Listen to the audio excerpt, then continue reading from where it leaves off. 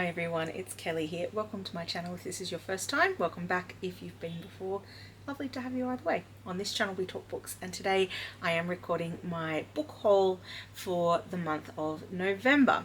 I've already acquired more books since November has finished. I'm recording this early on in December, so I need to get onto this because we're already into the December acquiring of books. So let's get straight into it. I'm going to start today with the new books that I've purchased, and we're going to start with some classics, moving on into a little bit of fiction and non-fiction, which will bridge us across into our second-hand books, because if you've been here for some time you will know I am a massive second-hand book fiend. I love to go second-hand book shopping, so always we're looking at a somewhat equal pile of the brand new and also the second-hand. So without any further ado, let's get straight into it.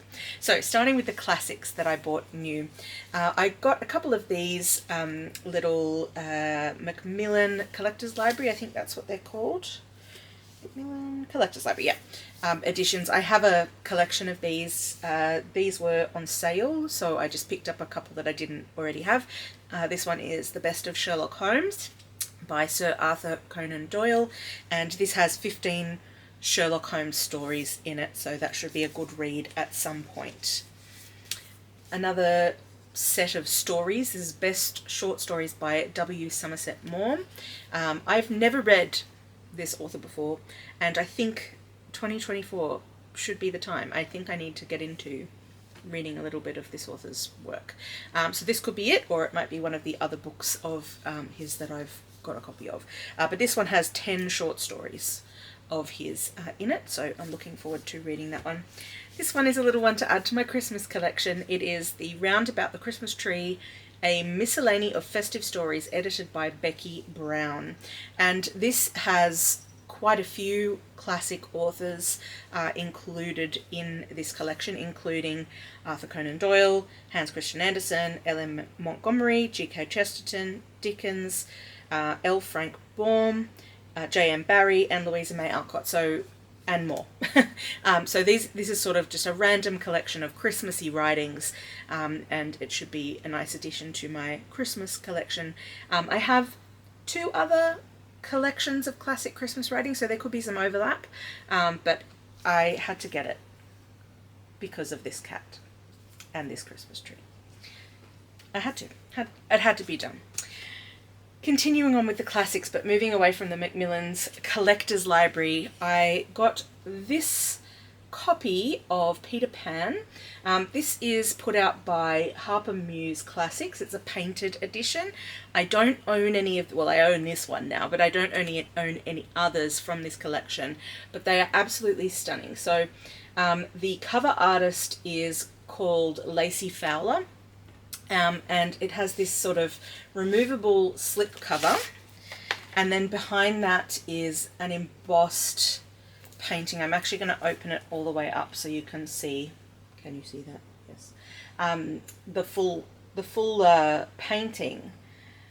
So beautiful work from Laci Fowler, but it's also, which you may not be able to see, embossed. So there's sort of raised sections there of the artwork, and there's the children flying off. On the back it says, "All children except one grow up," a classic quote. Also this has gold edges, as I always say, like the Bible.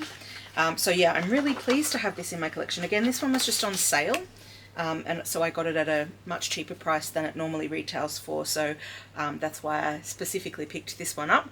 Also, I don't think I own a copy, maybe an abridged version, illustrated version, I think I may have in my children's book collection somewhere, but I don't own a full copy of Peter Pan, so now I do.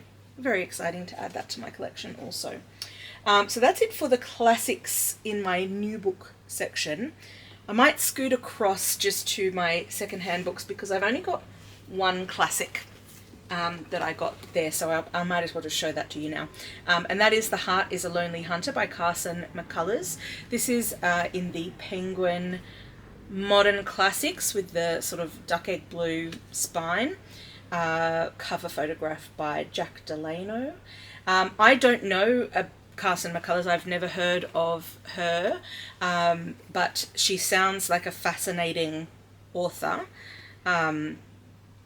So this, I believe, is the first novel that she published, and it was published when she was just 23. Set in a small town in the middle of the Deep South, it is a story of John Singer, a lonely deaf-mute, and a disparate group of people who are drawn towards his kind, sympathetic nature. The owner of the cafe where Singer eats every day, a young girl desperate to grow up, an angry drunkard, a frustrated black doctor. Each pours their heart out to Singer, their silent confidant, and he in turn changes their disenchanted lives in ways they could never imagine. So it just sounded like an interesting classic. Let me have a quick look to see when this novel was published. First published in 1940. So she was born in 1917. So it's sort of like in the modern period. But yeah, that should be an interesting one. And I do have a small collection of the Penguin Modern Classics, so I'll be adding this to that. So that was a good secondhand find for $4. Bargain. So that is the classics. Let's move into some more contemporary fiction. So we're starting off with this one, The Lonely Hearts Book Club by Lucy Gilmore. I had this one on my wish list and it came on sale, so I picked it up. That's the reason that I got it. And it's all about, I mean, it's a bookish book, if that makes sense. So it's about a librarian. So it says, Sloane Parker lives a small, contained life as a librarian in her small, contained town. She never thinks of herself as lonely, but still she looks forward to that time every day when old curmudgeon Arthur McLaughlin comes to browse the shelves and cheerfully insult her. Their sparring is such a highlight of Sloane's day that when Arthur doesn't show up one morning, she's instantly concerned, and then another day passes and another. Anxious, Sloane tracks the old man down only to discover him all but bedridden and desperately struggling to hide how happy he is to see her. Wanting to bring more cheer into Arthur's gloomy life, Sloane creates an impromptu book club. Slowly, the lonely misfits of their sleepy town begin to find one another, and in their book club they find the joy of unlikely friendship because, as it turns out, everyone has a special book in their heart and a reason to get lost and eventually found within the pages. So it just sounds like a probably fluffy but lovely read. So I'll be looking forward to getting to that one at some point. Then I picked up a copy of The Housekeepers by Alex Hay. Never underestimate the women downstairs. So this is an upstairs, downstairs sort of book, and it says, upstairs, Madam is planning the party of the season. Downstairs, the servants are plotting the heist of the century. So we've got some disgruntled employees who are planning to, I'm assuming, rip off the owner of the house. So it sounds like good fun. Now this has been sitting on my wish list for some time. Again, it came on sale, so I picked it up. And then I promptly forgot that I had ordered it. And then I was secondhand shopping and I found a copy for $8. So I bought it, and then a couple of days later this arrived. So I now have 2 copies of The Housekeepers. So I did float the idea to my husband of doing a buddy read together because we've got 2 copies. And he didn't say no. So that could happen.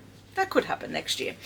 So yeah, The Housekeepers, looking forward to it. It sounds like fun. The last new book that I have a copy of is a non-fiction book, and that is An Immense World by Ed Yong. How animal senses reveal the hidden realms around us. I heard this recommended, gosh, who is the booktuber? It's a booktuber. I'll put it on the screen and I will link to their channel below if I can remember who it was. I definitely heard about this one on BookTube. So anyway, I am looking forward to reading all about this. The person who was talking about it was talking very enthusiastically about it. So, and it made me feel as though it was approachable. The call number for this one is 591.5, although I definitely will not be reading it this year as part of our nonfiction reading challenge, because I've already read my prompt for the 500, so this will definitely be a in the future one. However, still fun to know where it sits. Of course, it's a science book, so it's in the 500s. So yeah, that's this one, and it's all about let me read a little bit of the back to you. It says, the earth teems with sights and textures, sounds and vibrations, smells and tastes, electric and magnetic fields. But every animal is enclosed within its own unique sensory bubble, perceiving only a tiny sliver of this world. An immense world coaxes us beyond the confines of our own senses, welcoming us into previously unfathomable dimensions, the world as it is truly perceived by other animals. In doing so, it shows us that to understand our world, we don't need to travel to other places, we need to see through other eyes. So it just sounds like a really fascinating sciencey book to get into when I'm in a sciencey mood. Okay, let's move on to our second-hand purchases now. Another non-fiction book is this one, called This One Wild and Precious Life by Sarah Wilson. The call number for this one is 155.91. So this one, let me just... Ooh. So I'll read a little bit of the blurb to you. Will you sleep through the revolution, or do you want to wake up and reclaim your one wild and precious life? We live in truly overwhelming times. The climate crisis, political polarization, racial injustice, and coronavirus have left many of us in a state of spiritual PTSD. We have retreated morally and psychologically. We are experiencing a crisis of disconnection from one another, from our true values, from joy, and from life as we feel we are meant to be living it. Sarah Wilson argues that this sense of despair and disconnection is ironically what unites us, that deep down we are all feeling that same itch for a new way of living. This one wild and precious life opens our eyes to how we got here and offers a radically hopeful path forward. So that sounds good. Also, look at that cover. Stunning. Stunning. I love it. So that is that one. Moving into fiction now, I have a possibly middle grade. I think it's a middle grade. This one is called The Grandest Bookshop in the World by Amelia Mellor. And this one is a historical fiction. It says Pearl and Valley Cole live in a bookshop, and not just any bookshop. In 1893, Cole's book arcade in Melbourne is the grandest bookshop in the world, brimming with every curiosity imaginable. Each day brings fresh delights for the siblings, voice-changing sweets, talking parrots, a new story written just for them by their eccentric father. When Pearl and Valley learn that Pa has risked the arcade and himself in a shocking deal with the mysterious Obscurosmith, the siblings hatch a plan. Soon they are swept into a dangerous game with impossibly high stakes. Defeat 7 challengers by the stroke of midnight, and both the arcade and their father will be restored. But if they fail, Pearl and Valley won't just lose Pa, they'll forget that he and the arcade ever existed. So it sounds like a middle grade fantasy, I think, so that should be a fun one to get to at some point.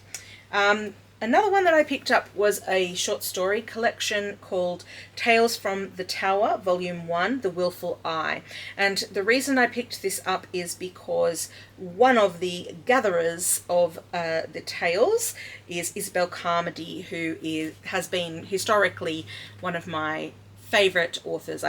The person I would have said, if someone asked me who's your favourite author, I would have said Isabel Carmody. So Isabel Carmody mostly writes YA and middle grade fantasy. So this, I think, may be potentially YA. I'm not sure. But it was a author by. So she does have a story in here. So it says it's Tales of Enchantment from 6 writers of modern fantasy, gathered by Isabel Carmody and Nan McNabb. So she writes one, and the other authors are Rosie Barella, Richard Harland, Margot Lanigan, who I've heard of, Margaret May we've heard of, and Martine Murray I don't know. So a few unknown authors to me, and a few that I've heard of and read from before. So this should be a lovely collection to consume. It says, in this bewitching collection, 6 great writers choose a classic fairy tale and cast their own spell upon it. Characters transgress, they yearn, they hunger, they love, they hate, and sometimes they kill. None of the resulting tales belong in a nursery. These are provocative stories of enchantment, jealousy, and deception, as well as courage, daring, and passion. Each story is a gift to savour. So that sounds really good. 2 more books to show you. One, did you just see me hit myself in the face then? Yeah, that's a thing that just happened. Okay, the next one that I picked up is Heartstopper Volume 2. We've just had Volume 5 come out, I believe, recently. I've heard people talking about it. I still haven't read Volume 1, which I do own a copy of. This is Volume 2, so I decided to pick it up because it was only $4. So even though I haven't read the first one, I'm assuming I'm going to like it. So anyway, I figured a $4 price tag, I'll just grab it, even though I haven't read the first one yet. So I don't need to tell you what this is about. We've all heard of Heartstopper. And the last book that I picked up is Horse by Geraldine Brooks. This one sounds really fascinating to me. This is, first of all, secondhand, but this copy is in excellent condition. The cover is still basically perfect. And I got this one for $8. So it says, a discarded painting in a roadside cleanup, forgotten bones in a research archive, and Lexington, the greatest racehorse in US history. From these strands of fact, Geraldine Brooks weaves a sweeping story of spirit, obsession, and injustice across American history. So there's 3 timelines that it indicates here in the blurb. Kentucky 1850, and that part of the story is about an enslaved groom named Jarrett and a bay foal who forge a bond of understanding that will carry the horse to record-setting victories across the South, even as the nation reels towards war. And then we've got a 1954 timeline in New York City. A gallery owner named Martha Jackson, celebrated for taking risks on edgy contemporary painters, becomes obsessed with a 19th century equestrian oil painting of mysterious provenance. And then we've got a more modern timeline, Washington, D.C., 2019. Jess, a Smithsonian scientist from Australia, and Theo, a Nigerian-American art historian, find themselves unexpectedly connected through their shared interest in the horse. One studying the stallion's bones for clues to his power and endurance, the other uncovering the lost history of the unsung black horsemen who were critical to his racing success. So it just sounds like a great story, and I do like those kind of multiple timeline ways of approaching historical fiction, so that should be interesting, and I look forward to reading this at some point. So that is my book haul for November. We're already, as I said, into picking up books for December. Before I go, I just wanted to show you, and I did technically acquire this in December, but I'm going to show it to you anyway. So we had my family Christmas party, and in my family, because there's a lot of us, we do a Secret Santa. So we have one person that we buy a gift for, and my brother's girlfriend had me, and she made me an artwork, which was beautiful. She also made me a ducker, so she made ducker and gave me a jar of it, and then she also made me this cool bookmark. She crocheted it, so hopefully that's in focus. So it's got this like long crochet stem and a beautiful little flower. So I just wanted to show it to you because I think it's beautiful and it's book related. So anyway, that's my haul. My haul for November, plus my lovely bookmark from my my brother's lovely girlfriend. And I was so happy to get those things and to have all of these books also in my collection now. Looking forward to reading these, some of them sooner, some of them later, but yeah, we love the collecting as much as we love the reading in this household. So anyway, that's it from me for this video. I will catch you on the next one. Bye.